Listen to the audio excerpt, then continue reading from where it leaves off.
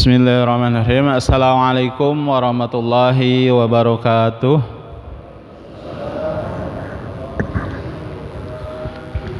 Innal hamdalillah nahmaduhu wa nasta'inuhu wa nastaghfiruh wa na'udzu billahi min shururi anfusina wa min sayyiati a'malina.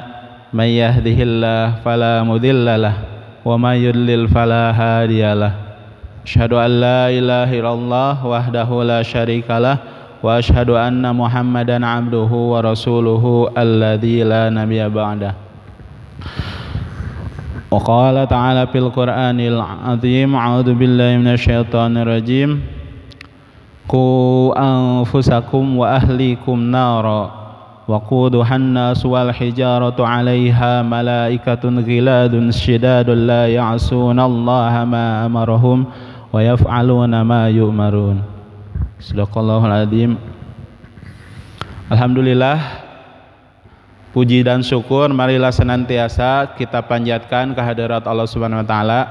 Alhamdulillah, pada kesempatan subuh kali ini kita masih bisa bermuajahah di tempat yang mulia ini. Salawat serta salam semoga senantiasa terlimpah curah kepada Nabi kita Nabi Muhammad sallallahu alaihi wasallam.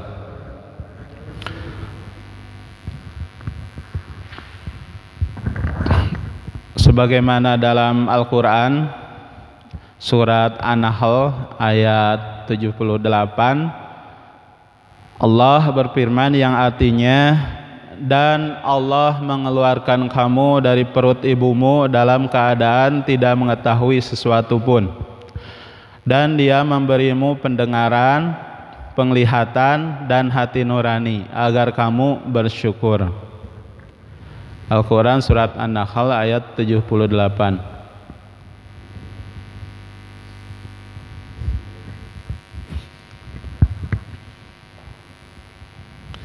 Mohon maaf ya bapak-bapak, saya mau nanya dulu. Bapak atau Pak, ayah yang bisa panggil ayah, atau Abi yang biasa panggil Abi, saya berasal dari mana?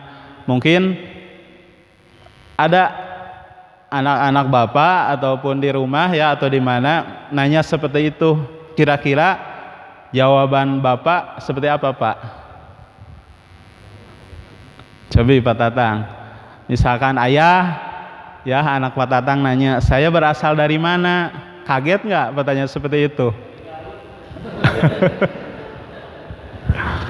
Ada kan anak-anak yang suka nanya itu kan, kamu mah nanya terus itu kan, diem, ayah lagi kerja dan lain sebagainya. Wajar ya, sebagai anak ingin mencoba tahu, ingin belajar itu kan. Pasti di sini beda-beda. Kalau ditanya satu persatu pasti beda-beda. Misalkan coba ada yang mau menjawab? Maka Pak Asep, ayah, saya berasal dari mana?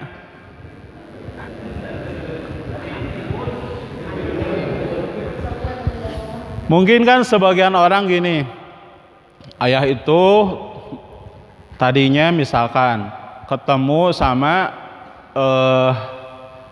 calon istri di mana, di pasar, akhirnya ayah menikah. Ada juga yang menjawab seperti ini, misalkan, kamu itu dulunya berasal dari, mohon maaf ya, sperma, air mani, kemudian menjadi segumpal daging, darah, dan sebagainya, lalu seperti manusia. Mungkin ya jawaban-jawaban itu pasti ada di benak seorang ayah dan lain sebagainya. Karena sesungguhnya yang namanya anak itu tidak semudah apa yang kita bayangkan, apa yang kita pikirkan itu kan. Kamu nanyanya seperti itu gitu kan, jauh gitu kan. Nah, padahal anak kita itu ingin belajar, ingin tahu. Misalkan sini. Nah, kita harus nanya dulu. Si anak itu nanyanya ke arah yang mana itu kan, diperjelas dulu. Maksud kamu apa, Nak? Seperti itu kan. Artinya apa? Apakah tadi kan berasal dari Garut? Apakah tadi ibu dan bapak ketemu di pasar di mana dan sebagainya? Apakah tadi berasal dari air mandi dan lain sebagainya. Maksud kamu apa, Nak? Kita tanya dulu. Nah, misalkan ini. Kan Tono berasal dari Jawa, sementara Tony berasal dari mana? Tuh, berarti anak kita itu nanya asal, bukan jauh. Misalkan ibu dan bapak ketemuan di mana, di mall dan lain sebagainya, lalu menikah kemudian dan lain sebagainya itu kan. Nah, itu kan tidak semudah apa anak itu ingin serba tahu, ingin serba belajar itu kan. Nah, kan kita bengong kan? Oh, berarti si anak itu nanya asal ya, asal dari mana? Seperti tadi Pak Tatang ya, dari Garut ya Pak Tatang, dari Garut. Kita lanjut ya. Setiap anak itu unik. Setuju nggak Pak? Setiap anak unik. Tentunya unik di sini dengan berbagai kecerdasan yang dimiliki oleh anak. Tidak bisa kita mengeneralisir bahwasanya kamu itu harus pintar matematika, kamu itu harus pintar eksak. Tidak bisa. Karena Allah menciptakan manusia itu berbeda-beda, bersuku-suku, berbangsa-bangsa. Otomatis Allah menciptakan anak itu berbeda-beda pula kemampuannya. Jangan sampai tuntutan dari orang tuanya itu bahwasanya anak kita itu nanti disetting, diplot, kamu harus menjadi insinyur dan lain sebagainya. Gimana kalau anaknya nggak mau? Akhirnya apa? Stres anaknya. Maka dari itu kita sebagai seorang tua harus tahu itu kan dari kecerdasan atau yang dimiliki setiap anak. Sekali lagi yang namanya anak itu unik. Tuh. Mengenal dan meningkatkan potensi kecerdasan anak. Jadi banyak bapak-bapak yang dimiliki oleh anak bapak-bapak tentang kecerdasan anak atau disebut dengan kecerdasan majemuk.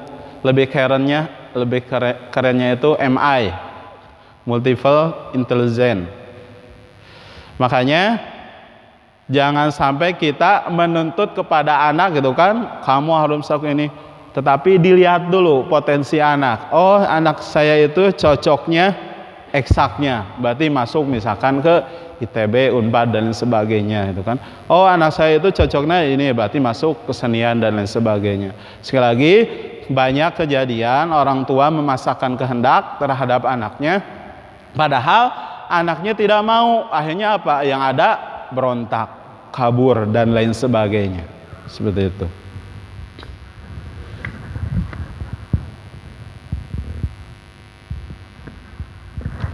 Apa kecerdasan itu? Ini menurut Dr. Howard Gardner ya, kemampuan untuk menyelesaikan masalah yang terjadi dalam kehidupan manusia. Saya ambil contoh. Mungkin di antara bapak-bapak ada yang anaknya 2, 3, bahkan 4 atau 5.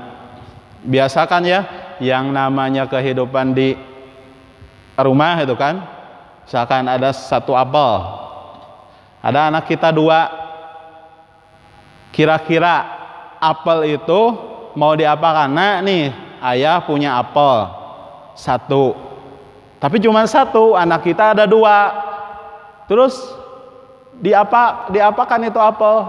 Kan gampang kan, secara langsung itu kan kita bilang sudah aja dibagi 2. Tetapi tidak seperti itu. Kita tawarkan, kita ajak untuk memecahkan masalah anak kita. Misalkan, nah, ayah punya 1 apel, anak ayah kan 2, terus digimanain dong nak? Biarkan mereka yang memecahkan masalah, belajar itu kan. Intinya kan tetap dibagi 2, tapi bukan kita yang menyelesaikan permasalahan itu. Kasihkan ke anak. Mungkin kan anak akan mikir, ya sudah ya, karena kan ada si kakak, ada si adik, sudah aja kita bagi 2. Nah itu yang diinginkan sebetulnya, bukan dari kita. Sementara misalkan di sekolah ataupun di lingkungan, otomatis kan bergaul dengan teman-temannya. Tiba-tiba apa? Ada gesekan. Siapa yang menyelesaikan? Jangan sampai ketika anak ada gesekan permasalahan, wah ibu dan bapaknya pun ikut gitu kan, ngeramekan gitu kan. Awas pokoknya saya tidak akan nanya kamu sampai akhir hayat. Nah berarti tidak seperti itu. Kalau kita lihat, kita ajak dua-duanya. Kalau sampai membahayakan, kita pisahkan, kemudian didamaikan. Sok kira-kira mau seperti apa? Udah mereka yang menyelesaikan masalah. Jangan sama kita lagi. Kalau dididik, kalau diajar dari mulai kecil menyelesaikan masalah, insya Allah gedenya pun jangan sampai banyak masalah gitu. Insya Allah gedenya akan terbiasa untuk menyelesaikan masalah-masalah yang ada seperti itu. Nah terlebih-lebih saya memperhatikan itu kan, mudah-mudahan di sini tidak ada itu. Karena ibu bapaknya menginginkan anak gitu kan. Tetapi apa? Ketika anak itu udah 1, 2, 3, akhirnya apa? Dititipkan ke neneknya, dititipkan ke kakeknya, ke uanya. Pikir saya, ongko hayang anak. Tapi kenapa yang dididik, yang mendidik bukan orang tuanya, justru kakeknya atau neneknya? Otomatis berbeda. Yakin hasilnya berbeda. Kalaulah kita menginginkan anak, otomatis kita pun harus siap dengan pendidikannya, dengan mendidiknya. Jangan sampai kita menginginkan anak tapi cul misalkan, atau ibu bapaknya sibuk jadi karir misalkan, karena mengejar target dan lain sebagainya. Nah, nanti suatu saat apakah tidak akan diminta pertanggungjawaban? Pasti akan diminta pertanggungjawaban. Makanya sekali lagi, kalau kita benar-benar menginginkan anak gitu kan, jangan sampai kita dititipkan. Terlebih-lebih ketika kita mempunyai pembantu misalkan, yang namanya pembantu itu bukan mengurusi hal-hal yang hidup. Sekali lagi, yang mengurusinya itu adalah hal-hal yang benda atau yang tidak bergerak. Contoh, mencuci, nyetrika, masak nasi dan sebagainya. Adapun untuk ngurus anak, tanggung jawab ibu dan bapak, bukan tanggung jawab pembantu. Silakan aja ibu dan bapak bapak-bapak diperhatikan. Beda ya antara pengasuhan orang tuanya dengan pengasuhan pembantu dan lain sebagainya. Kurang lebih setiap orang itu memiliki 8 kecerdasan setidaknya, atau sekurang-kurangnya 3 ya. Yang pertama adalah linguistik. Linguistik teh nanya serba orang mah cerdas bahasanya. Linguistik, musik, ada yang senang musik kan anak kita. Itu kita fasilitasi tentunya dengan memperhatikan etika atau adab-adabnya itu kan. Jangan sampai siang hari hantem gitu kan, gigitaran dan sebagainya. Nah itu kita perhatikan juga adab dan waktunya. Spasial, kinestetik, gerak. Ada yang senang bola mungkin di sini kan, les deh Pak. Ada yang senang badminton mungkin anaknya. Ada juga yang senang jogging, lari dan lain sebagainya itu kan, seperti itu. Logika, matematika. Bahkan ada di antara anak kita yang eksaknya atau matematika itunya jago luar biasa. Itu kita fasilitasi, nggak apa-apa, nggak masalah itu kan. Karena apa? Ada yang menentu, kita tidak akan pernah tahu ya. Sekali lagi, kita tidak akan pernah tahu anak kita mau jadi apa. Contoh, banyak di antara ustadz-ustadz gitu kan, yang asalnya, mohon maaf ya, ustadz-ustadz yang tenar, yang terkenal, asalnya mantan preman dan lain sebagainya, ternyata udah gedenya menjadi ustadz. Kita kan tidak tahu itu kan. Misalkan anak kita itu luar biasa itu kan, bangornya misalkan ataupun ngeliyetnya dan lain sebagainya, tetapi ketika kita berusaha terus, gedenya kita kan nggak tahu akan jadi apa. Ketika kita udah berusaha mendidiknya, tiba-tiba jadilah seorang insinyur dan lain sebagainya. Nah, maka dari itu proses yang panjang, yang lama. interpersonal, cerdas sosial, gampang akrab gitu Bu, Pak. Terus suka ini, pokoknya gampang akrab, gampang bergaul seperti Pak Tatangnya, gampang akrab gitu Pak Tatang. Natural, cerdas lingkungan atau alam. Intrapersonal, cerdas diri. Nah, sini.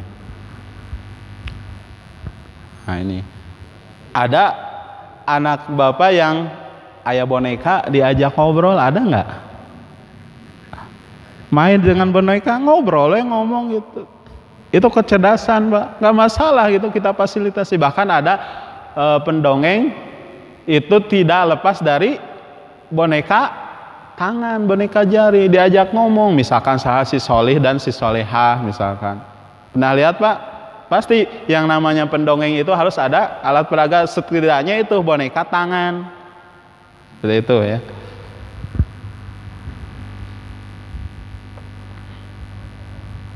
Oh, ada ininya. Ada film. Mau nonton film ya Pak?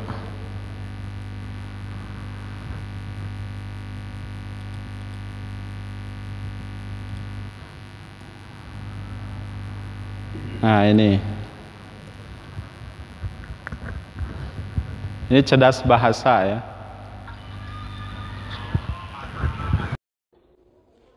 Wij, Vrij Indonesië, wij willen vriend zijn van alle naties.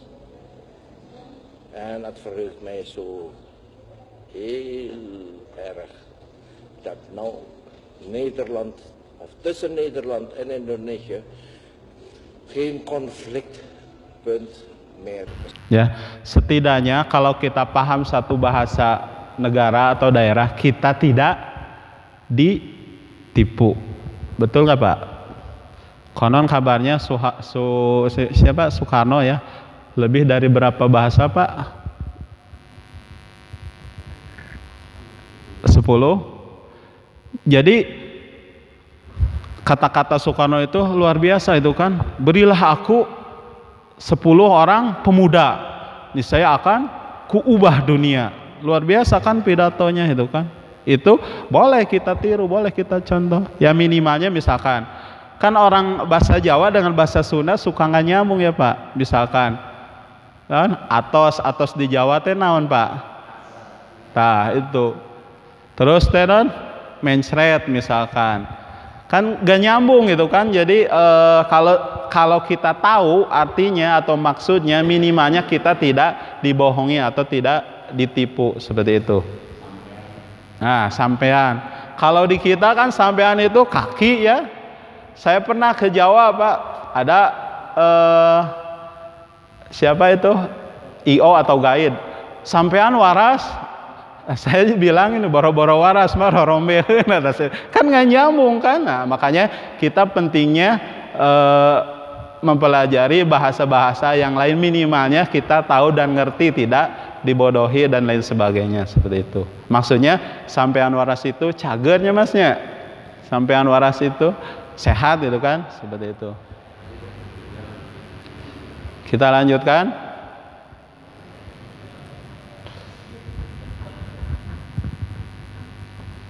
Cerdas hitung matematika.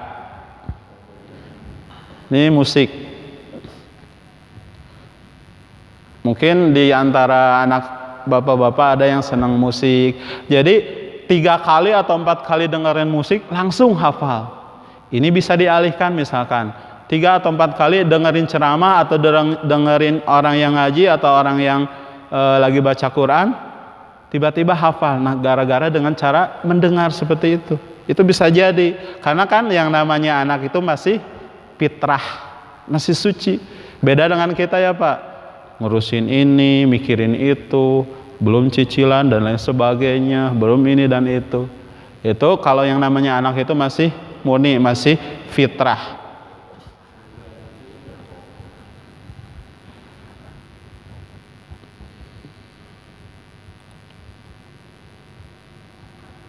Ini Pak.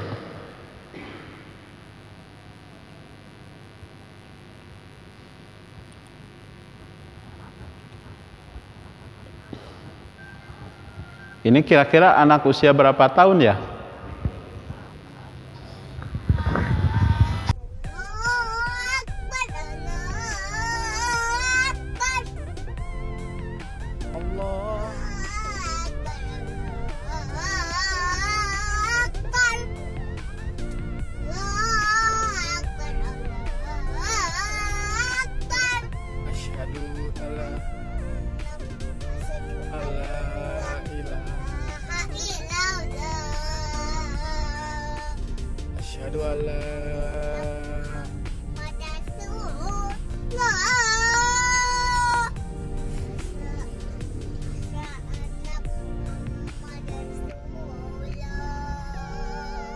Ya, seberapa tahunnya ya? Ada 3 tahun? 2 tahun setengah, kurang lebih lah ya. Jadi kita jangan sampai menjustis anak itu bahwa kamu itu harus ini. Udah lihat anak kita itu kecerdasannya di bidang apa. Sok yakin dah. Bapak-bapak pernah nggak ngapalkan misalkan Sumpah Pemuda? Masih hafal nggak Pak sampai detik ini? Pernah nggak ngapalkan waktu SD atau SMP perjanjian Linggarjati, perjanjian Bougainville dan lain sebagainya? Hafal nggak sampai detik ini? Nggak kepake kan? Betul tidak? Misalkan yang tadinya jurusan ini, tiba-tiba kerjanya di ini. Nah, berarti kan sebetulnya kalau kita mau fair gitu kan, kalau lihat di luar negeri itu tidak banyak mata pelajaran itu kan, cukup hanya 3 gitu kan dan lain sebagainya. Kalau di SD sekarang itu seabrek ya Pak, liarnya. Apalagi sekarang dikenal dengan PJJ atau daring. Bapak-bapak pernah nggak menemani anak bapak untuk PJJ atau daring? Gimana rasanya Pak? Mungkin kita ambil hikmahnya. Dengan corona ini Allah membalikkan. Semua orang tua yang tadinya menyerahkan ke guru yang lain atau ke orang lain, bapak dan ibu di rumah wajib mendidik. Mungkin itu hikmahnya bisa kita ambil. Siapapun, baik itu habis kerja misalkan menemani anaknya untuk daring lewat online, komputer dan lain sebagainya. Mau tidak mau itu tuntutan. Sok tanya ibu ataupun bapak di rumah, gimana? Pak, cina, aduh namanya oge sadinten 2 dinten liur cina. Apalagi guru di sekolah luar biasa kan, dengan berbagai karakter anak yang berbeda-beda. Makanya di sini harus sabar sebagai seorang ayah atau seorang bapak itu kan, seperti itu.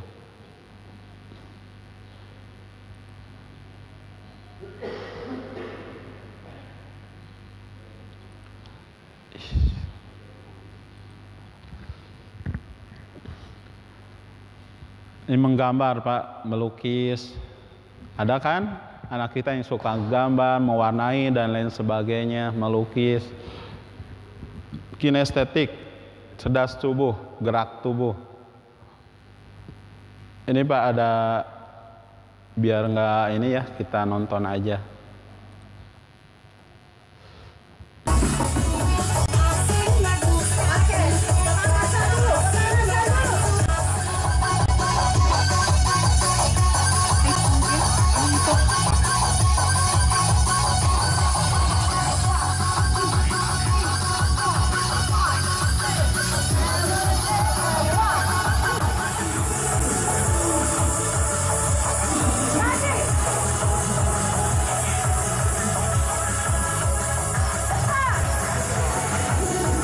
Boleh saja anak kita jadi atletik gitu kan, tidak masalah gitu kan. Seperti itu. Makanya kita harus menghargai ya, menghargai potensi atau kecerdasan anak kita. Oh masih ada Pak. Ini yang lebih ininya mana ya?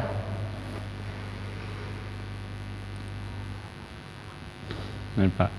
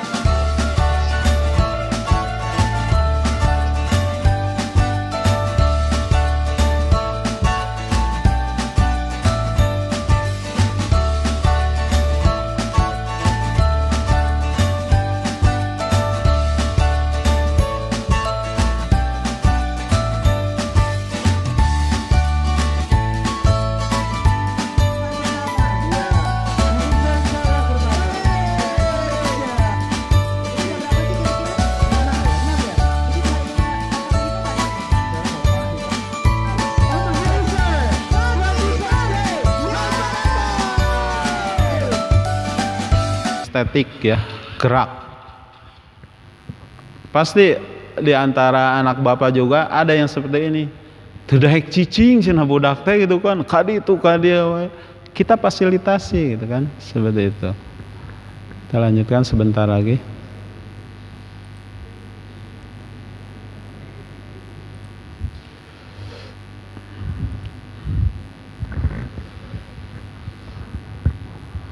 Interpersonal, gampang akrab gitu kan dengan teman-temannya, cerdas diri. Jangan sampai pernah ada kejadian ya, jadi orang tuanya itu memberikan namanya itu kepada anaknya itu nama samaran atau nama apa, panggilan. Sebetulnya namanya itu Satria Baja Hitam. Cuman dibiasakan anak si ayah dan ibunya teh memanggilnya Encung, namanya Encung. Ketika mereka kenalan di SD-nya, nama saya Mah siapa? Nama saya teh. Akhirnya apa? Encung. Ketawa tuh teman-temannya. Jadi tidak tahu, tidak mengenal diri gitu kan. Nah, makanya kalau menanamkan konsep ya yang paling awal itu kan yang betul gitu kan. Baru kalau anak itu udah pandai membedakan, baru boleh kita panggil dengan panggilan yang lain atau yang berbeda. Seperti ini. Kita lihat lagi.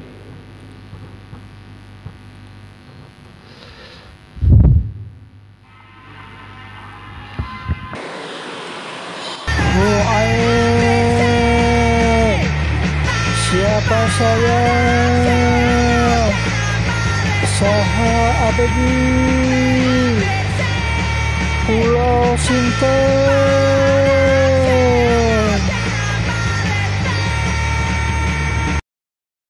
Alam.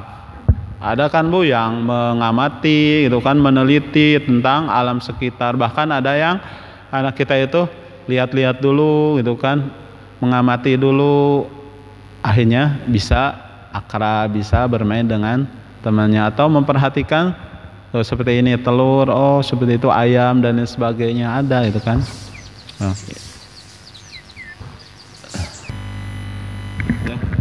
Barangkali itu saja yang dapat saya sampaikan karena udah pagi ya, besi teka bujeng itu kan, badai olahraga.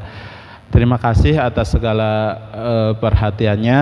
Sekali lagi PR dari saya, silakan temukan 3 minimal kecerdasan yang ada pada anak-anak Bapak. Pasti lebih dari 3, saya yakin, karena Allah sudah menciptakan kita sempurna ya sebagai seorang manusia.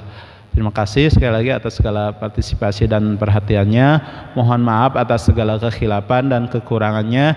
Ana lastu khairum minkum. Wassalamualaikum warahmatullahi wabarakatuh.